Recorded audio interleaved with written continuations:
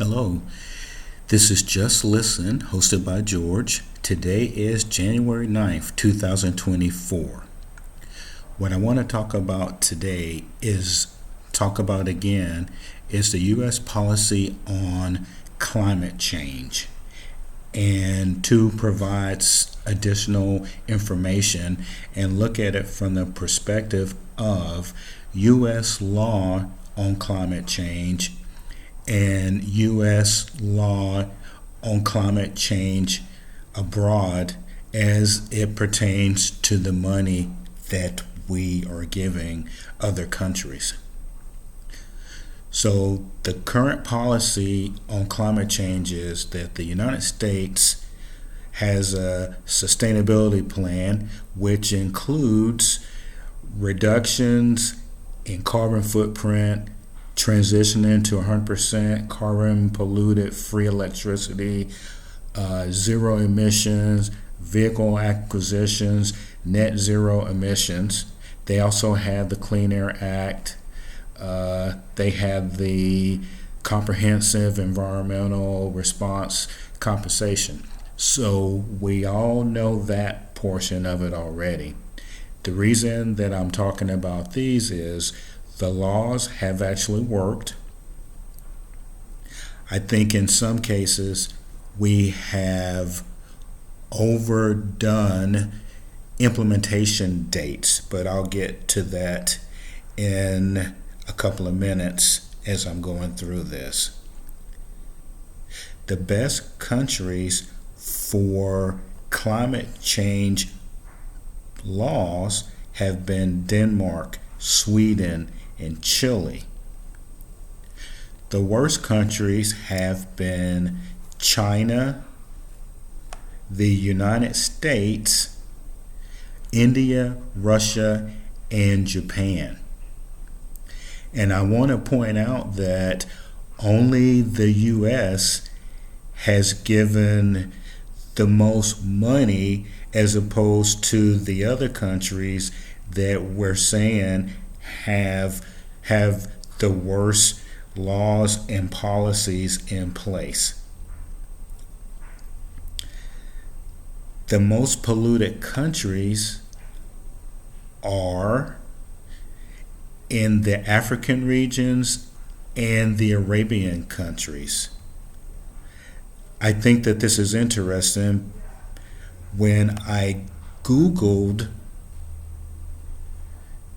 climate change, policy, and money, this graphic that I'm going to attach tells you the countries.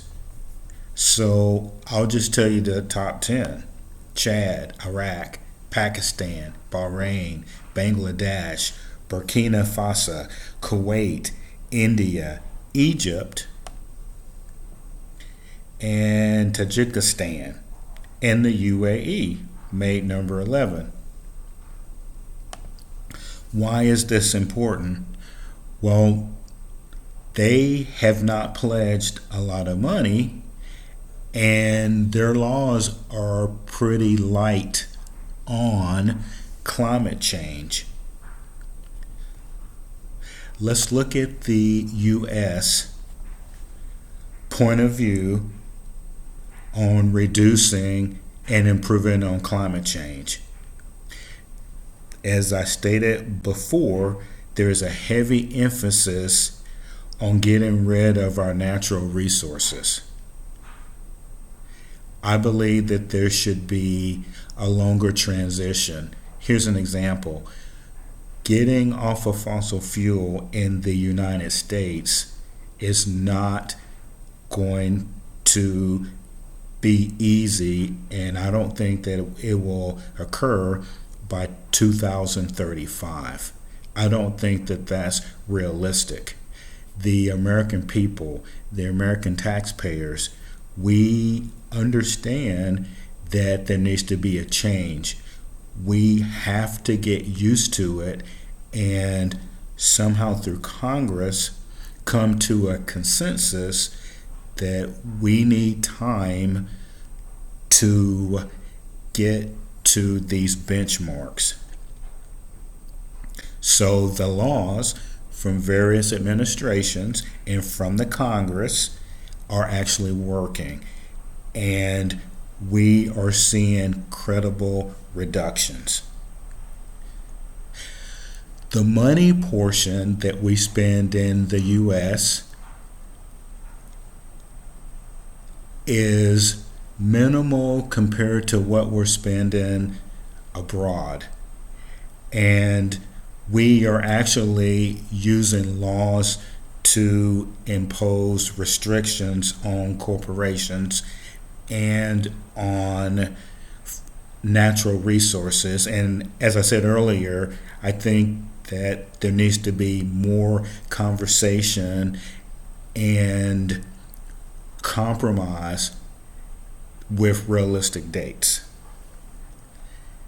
Looking abroad at the countries that are the biggest polluters, which I stated earlier, our policy seems to be to throw money at it.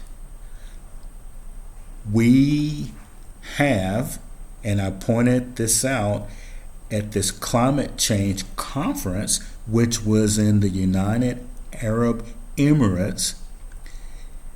The United Arab Emirates pledged $100 million. United Kingdom and Germany pledged 60. Japan pledged 10 million. And what did the U.S. pledge? They pledged $3 billion. And they previously had already spent $2 billion that they actually gave abroad to the African countries and the Arabian countries. They've done that the past 10 years. That is not working. Those countries that I pointed out earlier, I'd be interested in knowing what laws they have passed to enforce this and what money that we've given them that they've actually used. And it looked like from the metric that it's gotten worse based on the money.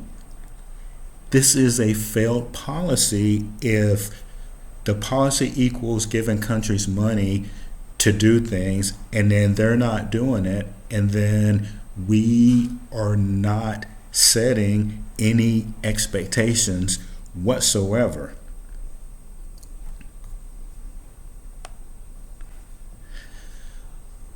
We know that when policy is passed by a government, the U.S., that over time we have measurable climate change reductions.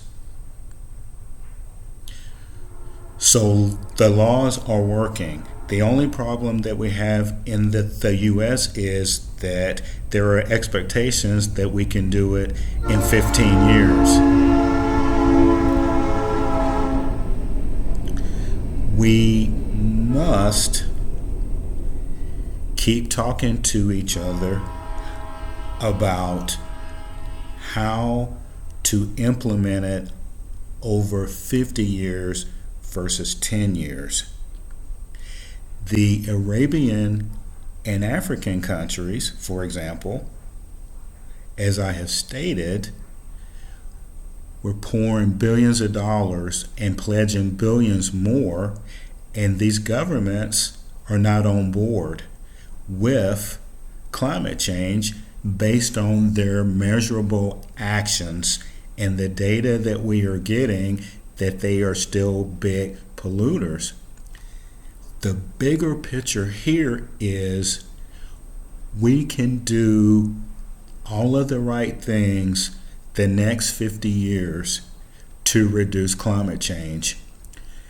It will not make a huge measurable difference globally if these other countries are not on board and their people aren't on board, meaning their corporations, on how to reduce it.